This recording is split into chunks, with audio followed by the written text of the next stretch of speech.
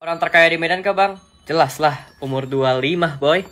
Lu lihat nih foto gua tahun 2015 waktu gua masih dihinain orang waktu gua masih miskin. Gua berani jamin umur 25 cuman gua satu-satunya di Medan yang punya jam yang harganya 7 miliar. Punya Lamborghini biasa, punya rumah biasa. Jam sekecil ini 7 miliar. Mampu nggak bos? Sombong banget sih bang? Iya nggak apa-apa gua sombong, yang penting gua tidak merendahkan. Saya ini saat ini bukan CEO lagi, bukan direktur utama lagi dari Citra Marga Nusapala, yaitu pengelola jalan tol. Tetapi sekarang alhamdulillah saya sudah jadi pemilik 80% saham di Citra. Bukan karena kehebatan saya, tetapi semua gerak Allah. Saya mulai dari kecil, saya sebagai pedagang es mambo, pedagang asongan. Saya tidak pernah bermimpi, tapi saya punya mimpi selalu. Oleh sebab itu saya selalu katakan kepada teman-teman, dalam hidup ini kita harus punya mimpi. Tetapi mimpi itu harus kita juga yang membuat menjadi kenyataan. Jangan biarkan mimpi itu berangan-angan saja di kepala kita, tapi kita harus jadikan kenyataan. Untuk membuat itu bagaimana? Kita jadi orang harus jujur dan amanah. Kedua, harus sayang kepada orang tua, karena doa orang tua ini membuat jalan kita jadi mulus. Dulu cita-cita cuman jadi tukang parkir. Waktu saya sekolah SMA, saya suka liwat di daerah Pasar Baru. Saya tanya tukang parkir, satu hari dapat berapa sih? Dapat 10.000 sampai 15.000. Waktu itu satu mangkok bakmi hanya 300 perak. Jadi kalau 10.000 sama dengan 33 mangkok. Andai kata saya makan satu hari 3 kali, saya masih bisa save 30 mangkok. Berarti saya masih bisa jadi tukang parkir aja udah cukup. Itu cita-cita waktu SMA. Terus saya bermimpi, kok orang-orang bisa sukses? Bagaimana cara sukses? Satu hari saya ke toko buku. Saya lihat buku bagaimana jadi orang sukses. Saya nggak punya uang. Saya hanya duduk ke sana, saya numpang baca, terus saya pulang. Saya bacain buku bagaimana cari orang sukses. Jadi orang sukses itu harus rajin bekerja. Dan juga jangan lupa berdoa. Dan juga jangan lupa jujur. Dan jangan lupa juga sayang kepada orang tua. Dan minta ridho barokah dari orang tua. Itu intisarinya. Dan saya selalu bermimpi memang menjadi orang sukses. Mimpi itu saya sendiri pesimis waktu itu untuk jadi, untuk sukses. Tetapi seperti saya katakan, bahwa ini semua gerak Tuhan, bukan gerak saya. Saya punya usaha kayu dulu di Kalimantan, saya bikin triplex. Tapi waktu Orde Baru, karena saya kurang dekat dengan pemerintahan waktu itu, akhirnya saya dikeluarkan satu surat untuk tidak dilayani dokumentasinya. Akhirnya saya tutup pabrik saya. 11.000 karyawan saya harus pulang ke Jawa itu semua. Dan saya nggak kecil hati. Saya bilang, ya Allah, kalau memang ini rencanamu, nggak apa-apa. 11.000 karyawan bedol desa semua pulang. Saya diam. Terus saya coba lagi untuk berusaha lagi. Tetap kadangkala jatuh bangun itu pasti. Ya ada hal-hal waktu 2008. Saya ingat itu pabrik tahun 94 saya tutup dan saya 2008 diajak seorang teman. 14 tahun saya pensiun itu ibaratnya nggak ada kerjaan. Diajak seorang teman untuk ikut di perusahaan pemboran minyak lepas pantai. Tapi 1 tahun saya bilang ini bukan bidang saya. Kemudian saya tahun 2012 saya ditawarkan oleh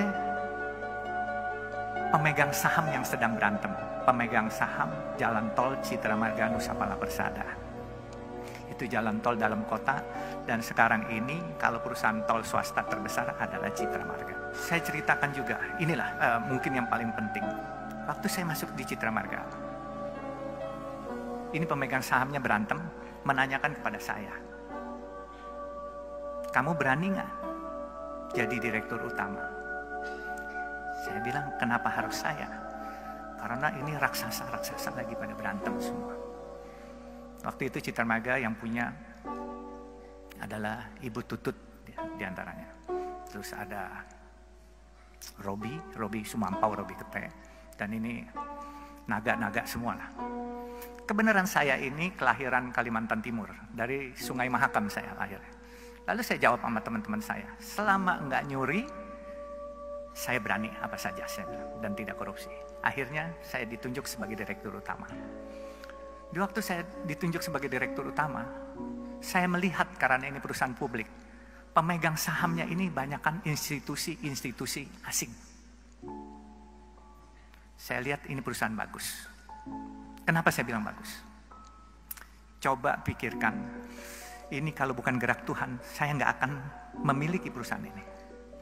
Saya dulu punya perusahaan kayu, saya pernah punya restoran, saya pernah punya hotel. Hotel pelayanan nggak baik, omset akan turun, orang nggak balik lagi. Restoran makanannya asin atau pedas, kepedesan, orang besok nggak balik lagi. Makanya saya bilang, saya bisa dapat jalan tol ini, coba pikirkan jalan tol. Kalian pernah lewat jalan tol, bayar, macet, marah-marah hari ini, brengsek nih jalan, macet, bayar pula. Besok kalian dengan senyum nganterin duit lagi kepada kita. Nah itu bedanya. Jadi jalan tol itu, mau keasinan, mau kepedesan, mau kemanisan, tetap dimanfaatkan. Nah ini semua gerak Tuhan yang milihin. Jadi saya berpikir gini, saya tidak punya rencana punya jalan tol. Tetapi jalan tol ini gini, kalau saya tidur, jam 10 malam, itu truk-truk besar yang nyariin duit sampai subuh jam 5 pagi. Kemudian kalau saya lagi melek bangun, sedan-sedan dan kendaraan umum dari jam 5 pagi sampai jam 10 malam. Nah jadi itulah perkembangan jalan tol, bisnis ini beda dengan hotel, dengan restoran, dan yang lain-lain. Nah saya bisa ceritakan, waktu saya lihat perusahaan ini bagus, saya kumpulkan teman-teman saya. Teman-teman saya dari berbagai macam suku. Mereka tanya sama saya, bagaimana? Saya bilang, gampang, siapin aja dananya, saya bikin asing ini keluar barangnya. Jadi waktu itu saya direktur utama, apa yang saya sebut itu pasti bereaksi market. Tapi waktu itu memang saya menyebut ingin membeli sesuatu barang, itu asingnya ketakutan. Jadi saya bilang hari itu, saya ingin beli Bank Senturi yang sedang bermasalah waktu itu. Itu semua asing tidak setuju. Dia lepas barang itu semua.